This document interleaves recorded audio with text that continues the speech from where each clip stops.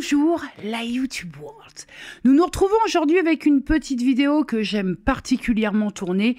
Il s'agit de la petite gazette du mois.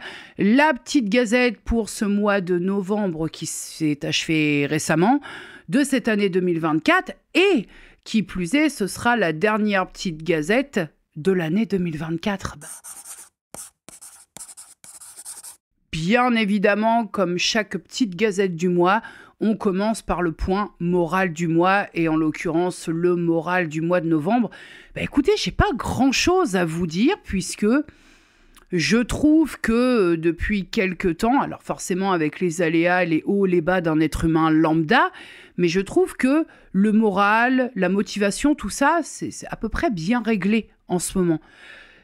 Je crois, et ça on y reviendra vraiment en toute fin de vidéo, je crois que plus on met des mots sur mes problèmes, notamment en matière de psycho et tout psychique et compagnie, je pense que plus on met des mots et plus on avance avec le psychologue, enfin la psychologue et la psychiatre, et plus les choses ont tendance à aller mieux. Alors attention, ça c'est pareil, c'est à prendre avec des pincettes, parce que je suis pas sortie du merdier, hein. Voilà, ça va mieux, je le sens, mais on est en plein réglage, hein. On est très loin du compte, hein. Et puis le mois de novembre, au niveau de mon suivi, on va dire psychologique, de ma tête, de ce qui se passe là-haut, de mon suivi du fond, j'aime bien cette expression, il y a eu beaucoup de rendez-vous de cet ordre-là, et donc j'ai l'impression aussi que ça continue à bousculer pas mal de choses. Il y a vraiment eu là des vrais, comment je peux dire, vraiment des mots. On a qualifié des choses, et quelque part, même si en sous-jacence je savais que, mais là ça y est, ce sont des professionnels qui font des affirmations, et donc à un moment il faut se dire ok. On y reviendra après le point perte de poids du mois. Je vous expliquerai un peu ce truc qui m'est tombé dessus là au mois de novembre. Alors rien de grave, au contraire, ça va me permettre d'appréhender les choses. Mais en tout cas, en ce qui concerne le point moral du mois, écoutez, globalement, c'est plutôt bon. Et une fois de plus, j'ai envie de vous dire, ça fait du bien. Concernant les séries du mois, alors quand j'ai vu ça débarquer sur Netflix, je me suis dit, il faut absolument que je regarde ça. Il s'agit de la série Les Meurtres Zen, donc diffusée sur Netflix, qui est une série allemande et qui est aussi l'adaptation d'un roman. Alors je vais être très claire dès le début, c'est une série qui m'a complètement attrapée de par sa mécanique et de par son humour, un mix un peu cruel, corrosif et vraiment en décalage total. Alors, les Meurtres Zen, c'est quoi? C'est un avocat, Björn, je crois. C'est un avocat qui est un peu à la ramasse. Il est à la ramasse professionnellement, c'est-à-dire que le mec trempe dans des affaires un petit peu douteuses, mafia, pègre allemande, bref, le mec, il n'est pas très clean au niveau d'un point de vue professionnel. Et puis, d'un point de vue familial, et notamment dans les relations avec sa petite fille, hein, là, qu'elle a 8 ans, 9 ans, quelque chose comme ça, c'est pas non plus la grande joie. Donc, après une énième, on va dire, dispute, enfin, en tout cas, ce qui est assimilé avec sa conjointe, il décide de se faire aider et donc d'aller consulter bon gré mal gré quand même un thérapeute qui s'occupe plus particulièrement des thérapies, ce qu'on appelle thérapie en pleine conscience. Alors je vous dis, il y va à tâtons, il se dit bon, j'y vais. Et étonnamment, cet avocat, donc Björn, va prendre cette thérapie quand même au pied de la lettre, hein. Alors quand je vous dis que le mec il va appliquer sa thérapie de pleine conscience là, à la lettre, mais vraiment à la lettre près, à la cédille près, c'est que le mec, dans un premier temps, je vous rappelle que le mec baigne dans des milieux pas très clairs, le mec il va se dire je vais me débarrasser de mes limites. Tu vois, le thérapeute lui dit d'essayer d'outrepasser, de se débarrasser de tout ce qui est limitant. Ah pour se débarrasser des limites, le Björn, il va se débarrasser des limites. Il n'y a pas de problème, il suit les conseils. C'est-à-dire qu'à partir du moment qu'on parle d'un mec qui passe dans une broyeuse à végétaux pour lever ses propres limites, on est quand même au-dessus de tout ce qui est thérapie cognitive et comportementale, hein. Ah, vous me direz, au moins c'est radical, c'est-à-dire que le broyeur à déchets végétaux, bon. Attends 2 secondes. Et puis le mec, il te règle ses petites affaires, voilà, je vous parlais de broyeuse et tout, comme s'il allait porter un papier dans une administration, hein. Pas de problème, hein. Le mec qui vient de te siphonner un mec, après, viens, on va se faire une petite bronzette, on va se piquer une petite tête avec sa fille. Et de ce fait, ce qu'il appelle octroyer des îlots de temps à sa fille, ça fonctionne, puisqu'il a du temps se débarrassant de certaines limites. D'un coup, il se retrouve à pouvoir octroyer du temps à sa fille. Très bien. Je veux dire, on prend aussi, on fait ce qu'on peut avec ce qu'on a, hein. Ou pas là, ou pas, hein. Que j'ai aimé dans cette série, que je n'ai volontairement pas voulu comparer à tout ce que j'ai pu lire. Elle a beaucoup été comparée à Breaking Bad ou à Dexter. Je comprends pas trop le rapport, mais bon. Bref, ça c'est un autre débat. Moi, j'ai voulu regarder cette série avec mon propre avis, sans faire de comparativement à.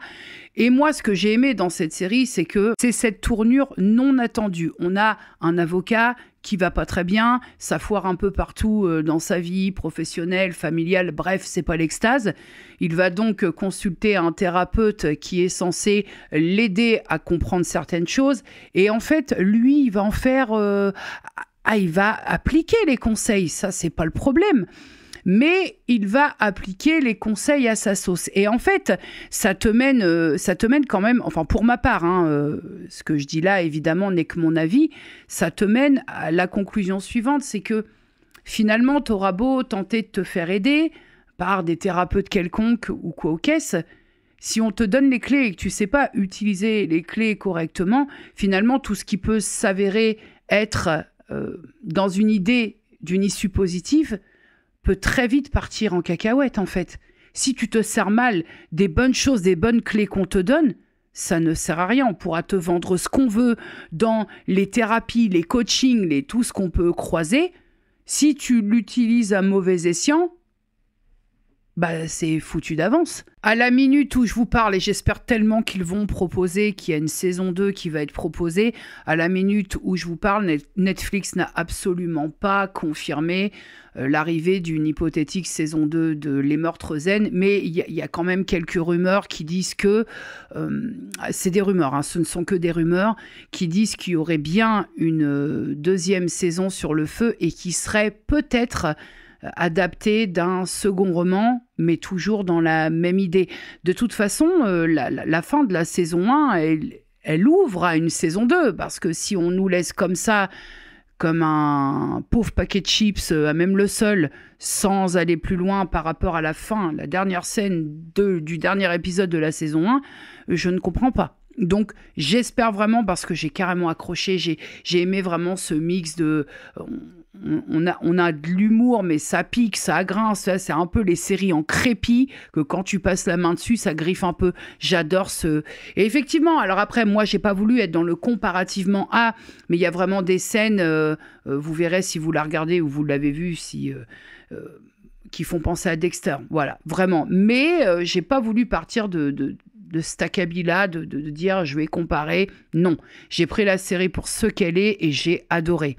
Ah l'autre série, évidemment, Cobra Kai, saison 6, seconde partie, la bagarre. La bagarre. Et alors, ils ont tout compris, hein, c'est-à-dire qu'ils te coupent les parties au moment où tu te dis... Parce que là, la deuxième partie, on nous a coupé la chic, hein.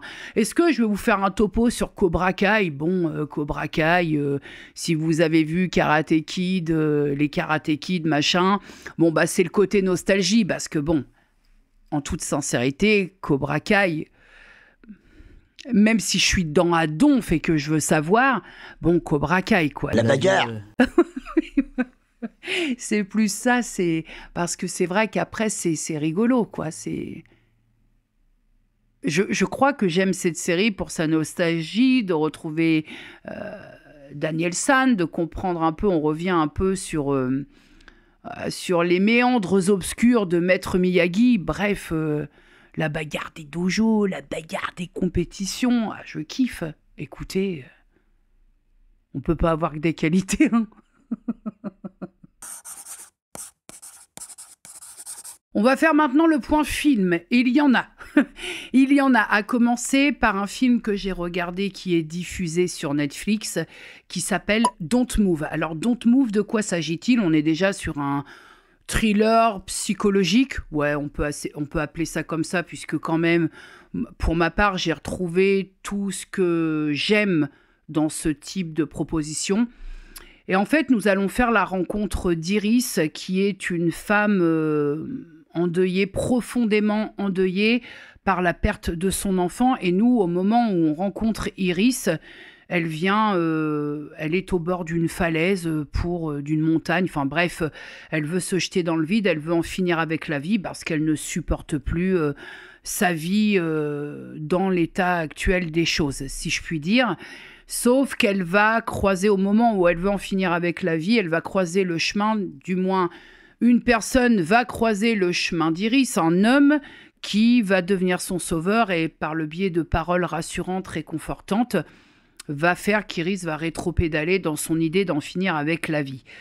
La petite nuance, et pas des moindres, c'est que le sauveur va devenir le tracker. Et quand je vous dis le tracker, je pense que le terme est très bien utilisé, puisque après avoir sauvé Iris de sa tentative de suicide, il va lui injecter une substance paralysante. C'est-à-dire qu'elle a conscience de tout, sauf qu'elle ne peut plus faire un geste, elle ne peut plus parler. Bref, elle n'est plus maître de rien du tout dans son corps, mais elle a conscience de tout. À partir du moment que la substance injectée fait son effet, il y a une sorte de compte à rebours. Et il lui dit, en gros, t'as tant de minutes avant de ne plus pouvoir rien faire. Donc elle commence à se débattre. Et quand je vous dis que la traque commence, le tracker, que j'ai bien choisi mon mot, parce qu'il y a une véritable traque. Alors, je ne vous cache pas que même si j'ai aimé ce film, parce que, comme dit précédemment, je retrouve tous les codes que j'aime dans un thriller psychologique, je dois avouer que parfois, j'ai pas compris le pourquoi du comment, ce que recherchait l'antagoniste, en fait, le tracker. Il y a des moments, je me disais, mais pourquoi il fait ça, en fait, je comprends pas. Il lui sauve la vie pour mieux... Voilà, il y a des moments, j'étais un petit peu perdue. Et aussi l'intervention de certains personnages secondaires qui étaient quand même tout à fait prévisibles. Mais pour ma part, ça n'a en aucun cas nui au film que j'ai, je le répète, beaucoup aimé. Même si, une fois encore, c'est un film qui s'est fait cruellement démonter sur les plateformes de critique, ce que je ne comprends pas. Ce que je ne comprends pas, en fait, je vais être très clair, c'est que si une plateforme te pue autant au nez, pourquoi tu restes abonné? Désabonne-toi. En tout cas, pour ma part, tout ce que j'attends d'un film, d'un thriller psychologique en film, m'a été restitué dans ce film. À partir de là, moi, j'en demande pas plus. Et quand je passe un bon moment, je passe un bon moment et je cherche pas... toujours ces histoires dans les critiques, profondeur des personnages, machin. Faut se laisser porter un petit peu, je crois, de temps en temps. Hein. C'est qu'un film, hein, la télé. Hein. Vous voulez des vrais trucs en profondeur, comme on le dit, hein, branchez BFM et autres joyeusetés. Hein. Deuxième film que j'ai regardé sur Netflix qui s'est fait, mais alors, qui s'est fait ratisser comme un malpropre sur les critiques, c'est Time Cut. Time Cut, alors moi déjà d'entrée de jeu, tu me vends du voyage dans le temps, j'achète. Voilà, on parle de voyage dans le temps, peu importe. L'idée de voyager dans le temps, alors ça, je suis très très friande. Pour ma part, même si le film s'est fait littéralement éclater sa gueule, moi j'ai passé un très bon moment, dans la mesure où déjà, j'ai trouvé, alors bien sûr sur, je te le dis, hein, les plateformes, ouais, incohérence, machin, vas-y. Moi, j'ai trouvé ça très plaisant de faire un retour dans le début des années 2000, puisque le personnage principal, l'histoire, elle commence en 2003, où on a un premier personnage, il y a une série de meurtres, c'est une sorte de mini-slasher, il y a une série de meurtres, et il y a la personne... du premier pan de film qui se fait tuer. On part en 2024, donc de nos jours, et on rencontre la sœur de cette jeune fille à l'époque qui s'est fait tuer. Et par un hasard d'une pote qui qui se penche sur le voyage dans le temps, elle va se retrouver propulsée en 2003, où elle va faire la rencontre d'une sœur qu'elle n'a, elle, pour sa part, jamais connue. Et pour situer un peu ce personnage, une adolescente, Les parents ne se sont jamais remis de la perte de leur première fille, donc c'est vrai qu'il y a beaucoup de place qui est donnée à cette première fille que sa sœur n'a jamais connue. Donc elle se sent un petit peu délaissée, mise de côté. Elle fait ce qu'elle peut autour du spectre comme ça, un peu de sa sœur. Et la voilà donc propulsée en 2003. Elle va faire la connaissance de sa sœur et ça match. Fatalement, bon, au début, c'est un peu tendu parce qu'il y a quand même si vous voulez, le décalage des générations, 2003, 2024, on n'est pas du tout sur la même chanson, tant sur les codes vestimentaires et autres. Et vous vous doutez que le but pour le personnage de 2024, c'est d'empêcher que sa sœur se fasse assassiner en 2003. Écoutez, pour ma part, je m'attendais à ça et j'ai eu ça. Point, ça me suffit. Pardon, mais moi je juge personne, chacun a le droit d'aimer ou pas, mais quand je regarde un film qui d'entrée de jeu part sur une base où on va voyager dans le temps, déjà. On va voyager dans le temps où la plupart des personnages sont des adolescents de 16-17 ans et on part d'un voyage dans le temps sur une machine inventée par une pote de 16 ans dans son garage. Je veux dire, je recherche pas tellement de la profondeur et de la philosophie dans tout ça. Pour le prochain film, alors là, j'ai pas mal de choses à en dire parce que je suis restée médusée par ce film. On va parler de The Substance. Alors là, écoutez, moi j'ai envie de vous dire, dans un premier temps, je vais essayer vraiment d'être très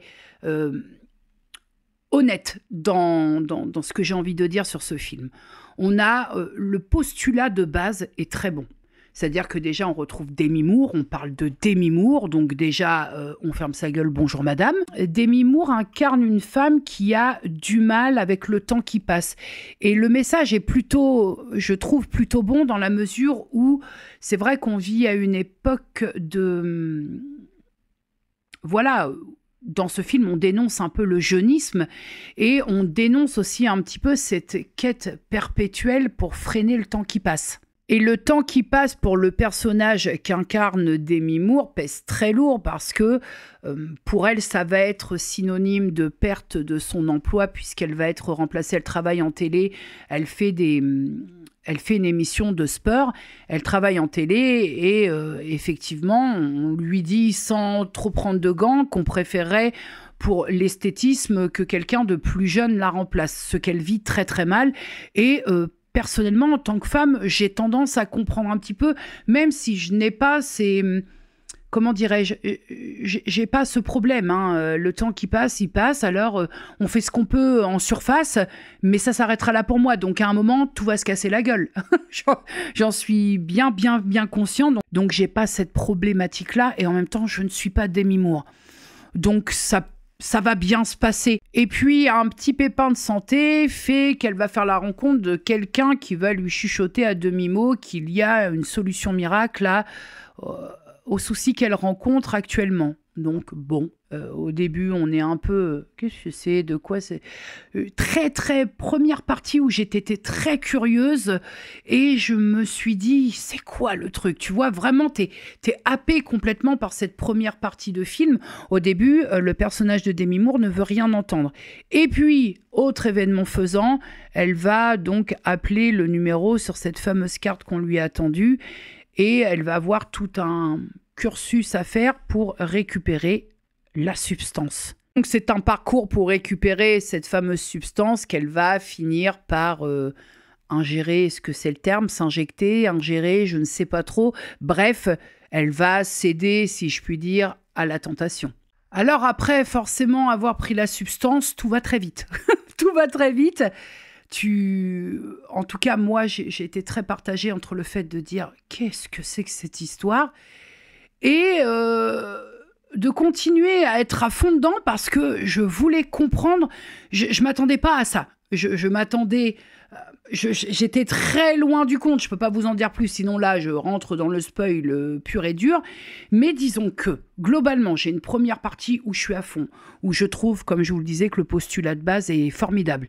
Et une deuxième partie où je suis un peu perdue, et une troisième où alors là, je me dis, qu'est-ce que c'est que ça? Le troisième, c'est ridicule, c'est grotesque et c'est super caricatural. Je n'ai pas compris cette troisième partie et je n'ai pas compris où ils ont voulu aller dans cette troisième partie. Je trouve que le message est pas mal dans la mesure où il y a une dénonciation du jeunisme. Il y a aussi le message de quoi que tu puisses essayer, de toute façon, le temps qui passe, il passe. Tu ne peux pas, je veux dire, alors tu peux limiter le temps qui passe, mais tu peux pas l'arrêter. Donc, quoi qu'il en soit, tu peux tout tenter, mais tôt ou tard, ça te rattrape, le temps il passe, et c'est comme ça. C'est tellement rhétorique en plus que, bon, ça me paraît tellement logique. Il y a une certaine, si vous voulez, il y a un certain message finalement, quand on essaye de lire un peu entre les lignes, de ces personnes qui sont prêtes à tout, à beaucoup, à se mettre en danger, à prendre des risques de dingue pour lutter contre le temps qui passe. Et le message, si tu continues à lire un petit peu entre les lignes, le message, c'est que tu auras beau tout faire, mais il n'y a rien qui fera arrêter le temps.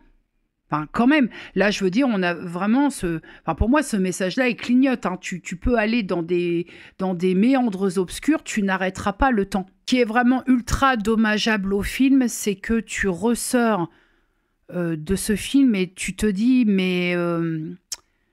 attends, il y a quand même un message que j'ai aimé, il y a des choses que j'ai appréciées, mais pourquoi cette fin ?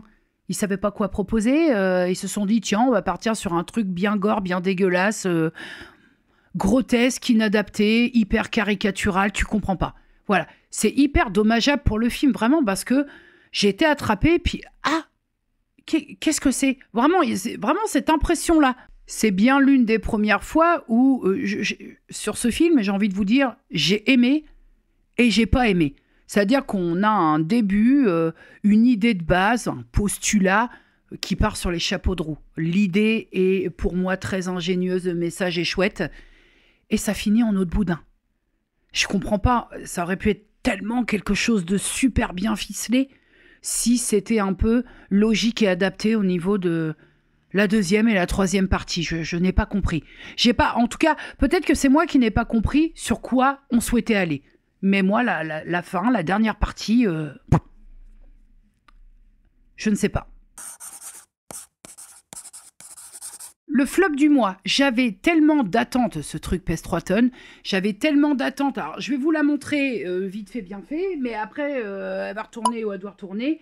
La couverture lestée, donc là, vous avez un côté de la couverture, un deuxième côté de la couverture. La couverture lestée de chez Action à 24,90 €, je crois. Bref, un petit 25 €. Attends, allez, ça dégage. Couverture lestée qui pèse 7,5 kg, que j'ai utilisé et tenu bon, j'ai presque envie de vous dire, une dizaine de jours, et que j'ai abandonné pour revenir à la bonne vieille méthode de la couette chaude. J'ai acheté une couette dodo, donc autant vous dire que je suis très bien, mais couette normale. J'avais des attentes par rapport à cette couverture lestée parce que je me suis laissée influencer. J'ai vu passer sur Instagram des personnes qui vantaient cette couverture lestée de chez Action. Je parle vraiment de cette couverture de chez Action et qui disaient que ça avait changé leur nuit. Ces personnes avaient des nuits agitées, elles étaient insomniaques, bref, et que ça avait changé leur nuit puisqu'elles avaient retrouvé une facilité d'endormissement, qu'elles n'étaient plus insomniaques. Alors je m'étais dit... bon, c'est un peu tiré par les cheveux, mais passons si ça peut au moins arranger un peu les choses. Il n'en est rien. Il n'en est rien parce que, alors oui, tu as cette impression que ça t'englobe bien, mais on a un problème avec cette couverture lestée. C'est que, alors oui, elle pèse 7,5 kg, donc ça représente quand même sur toi. Donc tu as vraiment cette impression de caler, mais par contre, tu as froid. J'ai caillé tout le long, c'est pour ça que j'ai capitulé. Je me suis dit, alors c'est bien, oui, non seulement ça n'a mais alors vraiment aucun impact sur l'endormissement, aucun impact sur tes insomnies, mais en plus t'as froid. C'est-à-dire qu'à un moment, tu peux pas les cumuler comme ça. C'est-à-dire que selon moi, cette couverture accumule pas mal de petites contraintes, parce que c'est vrai que sur les réels que j'ai regardés, les personnes qui achetaient cette couverture allaient chez Action, sortaient la couverture du paquet et s'installaient dedans. Moi, ça, c'est pas possible, hein. Je dois vous dire que déjà, quand je fais un all-shin et que je dois faire les essayages sortis du paquet, je ne vous raconte pas quel genre de violence se passe dans ma tête. Moi, je ne dors pas dans une couverture ou une housse de couette qui sort de son paquet. Enfin, pardon, déjà que je suis assez névrosée parce que tous les 2 jours, ça passe à la machine et ça sèche parce que on transpire. Enfin voilà, je veux dire, après, chacun sa vision des choses, hein. Bref. Mais ces personnes-là, donc, mettez ça comme ça directement. Il y a quand même une première contrainte pour les personnes qui sont un peu hygiéniquement névrosées comme moi, c'est que si tu la laves, étant donné que c'est une couverture avec une garniture de billes, de micro-billes en verre, le temps de séchage, mon gars, c'est 3-4 jours. Alors, tu es là tous les jours en train de surnévroser pour que ça pue pas le mal séché, tu sais, le croupi dégueulasse. Je n'ai pas eu cette malchance, heureusement. Donc déjà, il faut savoir que si tu la laves, c'est un programme, si tu as sur ta machine, lavage main. Je me serais même pas risquée en laine parce que moi, mon programme laine, il fait un 800 tours minute au minimum. Donc même pour ma laine, c'est un lavage main chez moi. Donc autant vous dire... Donc, 4 jours de séchage, au bas mot. Première grosse contrainte, parce que je ne sais pas vous, mais moi, une couverture, même si elle est mise dans une housse de couette, une protection, faut la laver quand même régulièrement. À un moment donné, enfin, je sais pas, après, c'est peut-être que moi, hein, je dis ça. Et puis, la deuxième contrainte, en tout cas pour moi, et qui est complètement rédhibitoire, c'est que j'ai eu froid. Alors ça, moi, déjà que je suis dans une chambre qui est un peu... ambiance pompe funèbre où il fait pas chaud, hein, les tâches comme ça.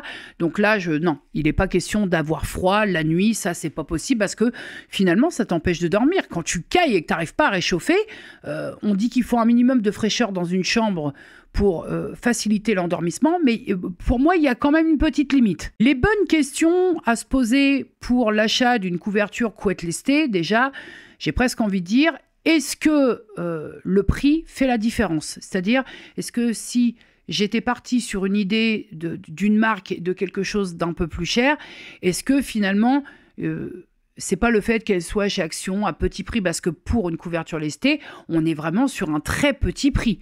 On n'est pas sur quelque chose qui, je suis allée voir ailleurs, je peux vous dire, ça pique.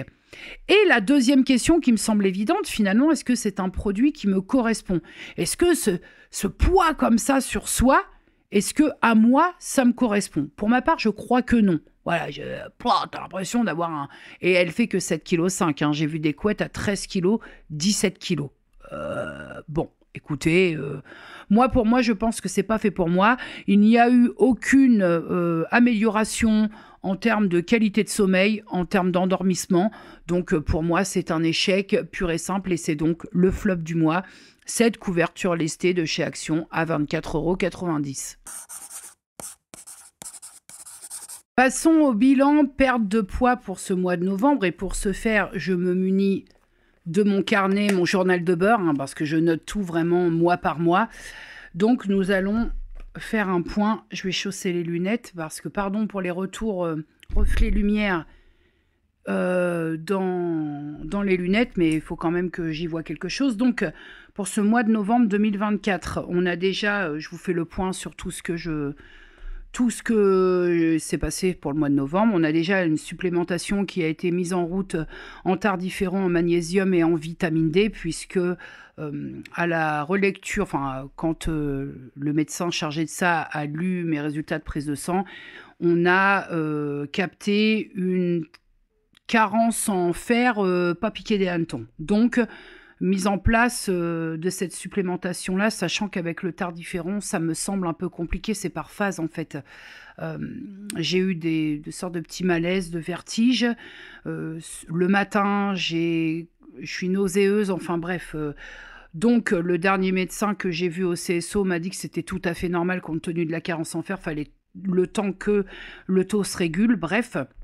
On est aussi en mois de novembre avec mon parcours qui est très axé sur le côté psycho. Voilà, j'ai rencontré psychiatre, psychologue. J'ai également intégré un TAP, qui est un traitement ambulatoire pluridisciplinaire basé sur la confiance en soi, l'estime de soi et le rapport au corps. Donc, qui est tenu par psychologue, diététicienne, socio-esthéticienne. Il y a une infirmière également en cas de besoin. Et une coach en activité sportive adaptée. J'en loupe peut-être, mais en tout cas, c'est un atelier qui va avoir lieu, c'est un traitement pluridisciplinaire qui va avoir lieu sur 3 mois.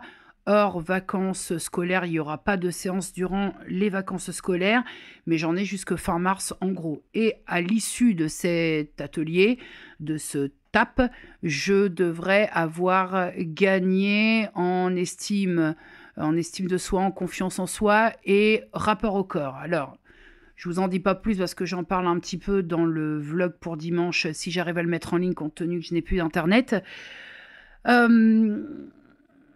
Je suis sceptique. Alors, je fais l'effort, mais je suis sceptique. Ensuite, concernant les pesées pour ce mois de novembre, les choses commencent à se stabiliser un petit peu, c'est normal, hein. Il y a eu le gros choc du tout changement et que les choses se restabilisent un petit peu, c'est normal. Après, on va quand même dans le bon sens et c'est tout ce qui compte. Au 2 novembre, donc j'ai moins 1,1 kg sur la balance. Au 9 novembre, j'ai moins 900 grammes sur la balance. Au 16 novembre, j'ai moins 800 grammes sur la balance. Au 23 novembre, j'ai moins 1,2 kg. Et sur la toute dernière pesée, j'ai moins 900 grammes. Ce qui me fait un total perte pour le mois de novembre de moins 4,9 kg. Tu vois, petite pesée par petite pesée, ça fait quand même un petit pécule en fin de mois.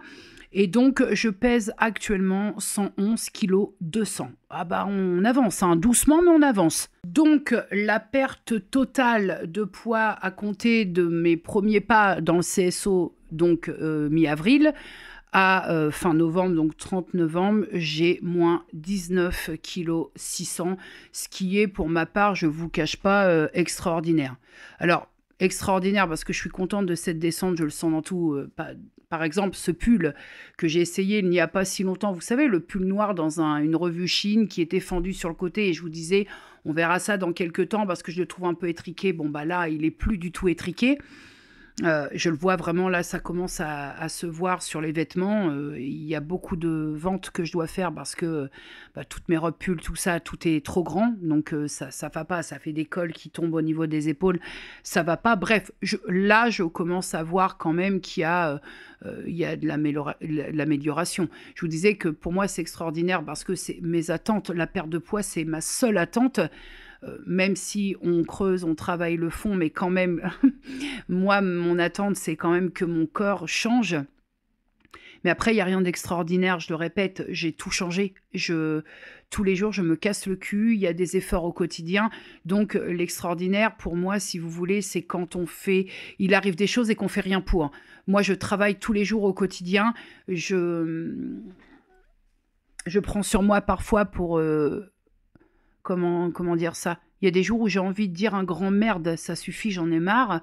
Mais je prends sur moi parce que je sais que le aller mieux passera par là. Tout ça, c'est ce que je dois faire. C'est une nouvelle ligne de conduite. C'est vraiment, si je veux me sortir de ça, il faut que j'adopte une nouvelle façon de faire, une nouvelle vie, une nouvelle hygiène de vie. Voilà. C'est aussi simple que ça. C'est dur à mon corps de s'adapter à tout ça. C'est dur d'apprendre à nouveau, c'est dur de devoir tout recommencer. J'insiste vraiment là-dessus parce que j'admire les personnes qui changent tout de tout et qui trouvent ça super facile. Je vous tire mon chapeau parce que moi, je trouve pas ça du tout très facile. J'avance parce que j'arrive à prendre du plaisir par le biais de petites recettes que je me confectionne sur des aliments qui ne me seraient même pas venus à l'idée il y a encore des mois. Je commence à prendre du plaisir sur certains plats. Et ça, c'est une belle avancée quand les tout débuts étaient un peu catastrophiques où je me suis dit mais comment je vais faire pour vivre avec une alimentation pareille. Côté sport, je fais ce que je peux, mais j'attends tellement l'ouverture de mon complexe aquatique. Je n'irai pas m'inscrire dans une salle de sport parce que je sais que là où elles sont situées, ça va me motiver le premier mois, puis après ça va me casser complètement ce que je n'ai pas, de devoir faire 45 minutes de bus aller et plus 45 minutes de bus retour. Non, ça, c'est pas envisageable. Donc, j'attends l'ouverture qui devra intervenir le premier trimestre 2025 du complexe aquatique à Franqueville-Saint-Pierre. Et là, je claque l'abonnement. Et l'avantage, c'est que comme je serai à 5 minutes, je pense que j'irai faire mon petit tour tous les soirs. Voilà. Et comme, en plus, je n'ai pas besoin d'activités telles que aquabike et tout ça, moi, c'est des longueurs. Ce qui me plaît dans l'idée, c'est que ça ne martyrise pas le corps, mais que ça fait tout travailler. De la longueur, de la brasse, du crawl, du machin. J'adore ça. J'adore ça et il me tarde. Voilà. Pour l'instant, je fais ce que je peux, quand je le peux, mais ça avance en tout cas. Voilà, c'est tout. Ça avance, ça va dans le bon sens. Je vois des changements, je vois des améliorations. C'est l'essentiel. La petite confidence du mois, et on va finir là-dessus, mais ça risque d'être un petit peu long parce que j'ai longtemps repoussé cette idée malgré le fait que certaines d'entre vous sont venues depuis des années, en plus, sont venues me trouver en me disant « Mais Jenny, je pense que tu devrais creuser cette piste-là, patati, patata, et que je fermais les portes parce que, Enfin, c'était pas essentiel, c'était pas important, ça ne me semblait pas problématique en tout cas. Je vous l'ai dit, au mois de novembre, il y a eu pas mal de rendez-vous, psychologues, psychiatres, ateliers. Et donc, j'ai réalisé quelques tests. Voilà, des tests avec des questions bien précises auxquelles tu dois répondre et avec des entretiens, avec des discussions, avec des questions autres que sur le papier, mais des conversations, vraiment des échanges. Et il en est ressorti très clairement, ça me râpe la langue de vous dire ça, il en est ressorti très clairement que je suis hypersensible. C'est hyper raide pour moi de vous dire ça parce que j'ai longtemps refoulé ce truc-là en disant non mais non. Mais là, le verdict est sans appel quand même. Je suis hypersensible et je suis hypersensible bien comme il faut. Je ne veux pas reprendre le jargon d'un psy, mais là, ça dépend pas, ça dépasse pas. Alors fatalement, je ne vais pas vous faire de cours sur l'hypersensibilité parce que ça ne se soigne pas, c'est pas une maladie. C'est pas une maladie, donc il n'y a aucun traitement pour aider ça. Voilà, ce qui peut t'aider, c'est l'entourage médical, entre guillemets, autour du psychologique. Et ce qui peut t'aider aussi, c'est toi-même. Voilà. Sachez que, pour en avoir discuté longuement avec mes professionnels de santé, sachez que tout ce qu'on vous vend sur Internet ou quoi aux caisses, lisez des livres de développement personnel, en fait, parce que il n'y a pas de méthode miracle vendue par des coachs sur Internet qui soit réellement efficace. En tout cas, il n'y a rien qui soit avéré. Donc, faites attention, si vous avez de l'argent à dépenser, faites-le, ça vous fait du bien et ça vous rassure. Mais moi, pour avoir posé des questions qui me semblaient adéquates, on m'a dit, faites si vous avez envie, mais il faut pas tout miser là-dessus, quoi. Alors évidemment, maintenant, il y a beaucoup de choses qui s'expliquent. Ces envies quand je suis en présence de beaucoup de monde, de beaucoup de bruit, de beaucoup de stimuli, l'envie après de m'enfermer au fin fond d'une grotte. Donc, d'après mes professionnels de santé, c'est vraiment intrinsèquement lié à l'hypersensibilité. Voilà, cette envie, tout est en fait, de ce que l'on m'a expliqué, tout est en termes de sensibilité, à tous ces stimuli, même émotionnels. Il y a plein de choses qui sont plus exacerbées, qui sont plus amplifiées qu'une personne, en tout cas, qui a une sensibilité dite lambda normale. Il y a aussi ce truc de vouloir tout interpréter, tout analyser, tout intellectualiser. Ça m'a été reproché, fut un temps sur YouTube. Ouais, mais Jenny, tu cherches à tout comprendre, à tout intellectualiser. À un moment, il faut savoir aussi lâcher l'affaire, lâcher prise. Ouais.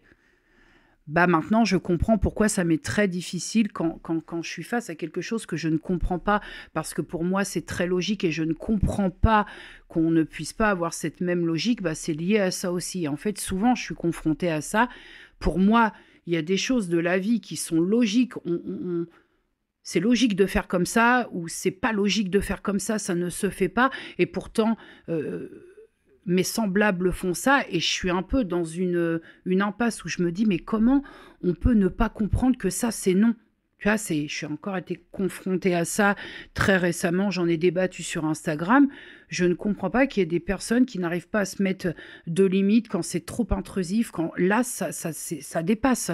On dépasse des limites et c'est non. Voilà, j'ai Donc je comprends de ce fait pas mal de petites choses qui font qui je suis et ce que je suis. Ça se traduit aussi par le fait que émotionnellement, je vais souvent...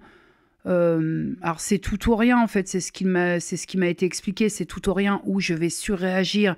Et quand ça me touche et quand j'aime les gens, je vais parfois prendre les choses à cœur, trop à cœur pour moi-même. Et je vais vraiment être dans une réaction très...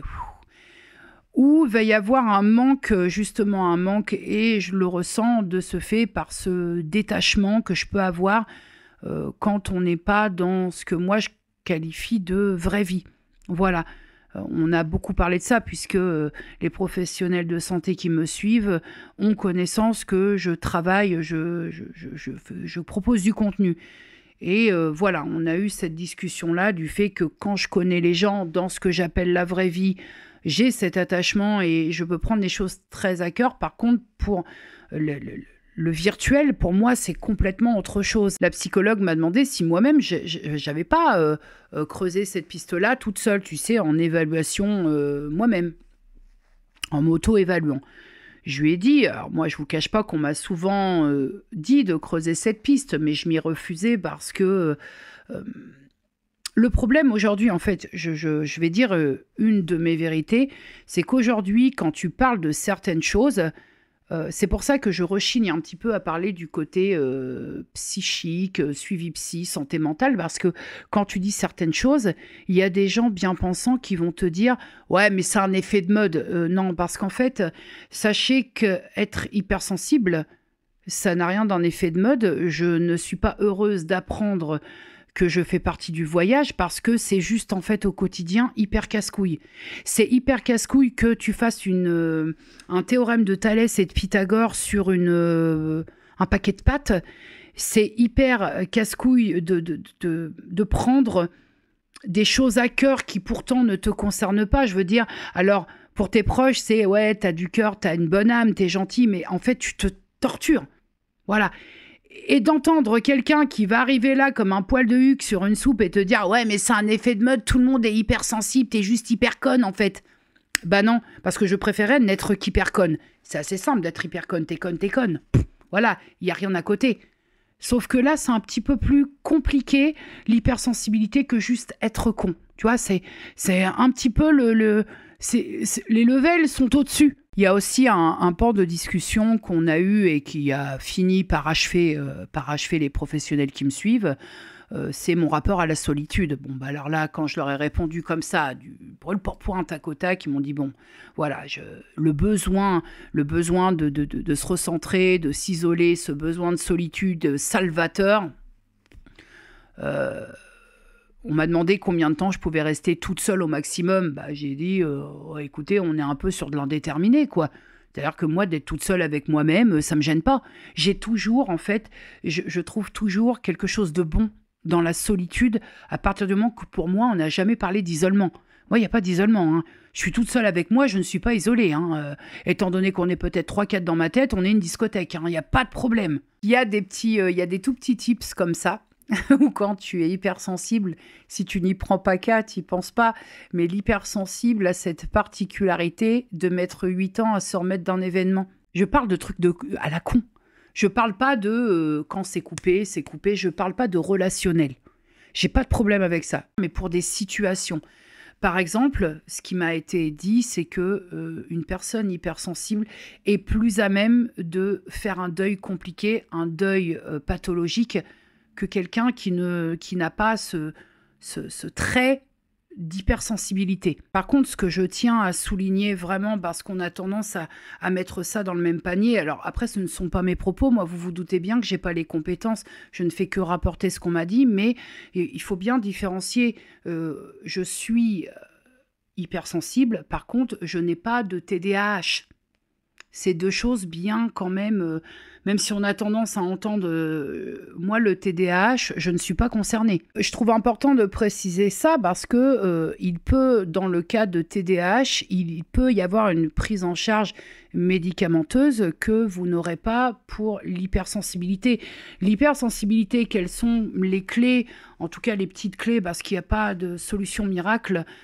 c'est se gérer, déjà apprendre à se gérer un petit peu, comprendre les situations qui vont nous mettre en inconfort. Donc évidemment, dernièrement, les bus, le bruit, les gens, les odeurs, tout ça.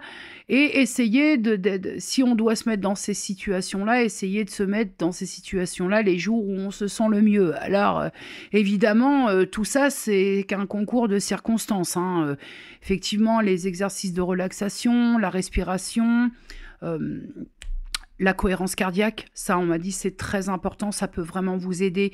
Les exercices de respiration, essayer de se relaxer, s'il y a besoin de se recentrer, de s'isoler, de le faire. Et surtout, ce qui est très, très important, c'est d'expliquer aux personnes qui nous entourent, qui ne sont pas spécialement au courant de ce que c'est, d'expliquer pour qu'elles puissent prendre en considération que parfois, si je m'isole, si je m'éloigne, si je me mets dans ma bulle, c'est pas parce que je t'emmerde, c'est parce que je suis comme ça. Effectivement, c'est aussi l'une des clés, c'est effectivement de se faire aider par un psychologue, par un psychiatre, par ce qui vous conviendra le mieux en termes de professionnel de santé mentale. Pour moi, autant j'étais hyper réticente psychologue, pour moi c'était ouais, c'est pas un médecin, tu sais, les discours de connasse, c'est vrai, le psychologue n'est pas un médecin, mais je trouve qu'il est très très complémentaire au psychiatre. C'est pas du tout Moi, je sais que j'ai pas du tout le même rapport entre la psychiatre que je consulte et la psychologue que je consulte. C'est pas du tout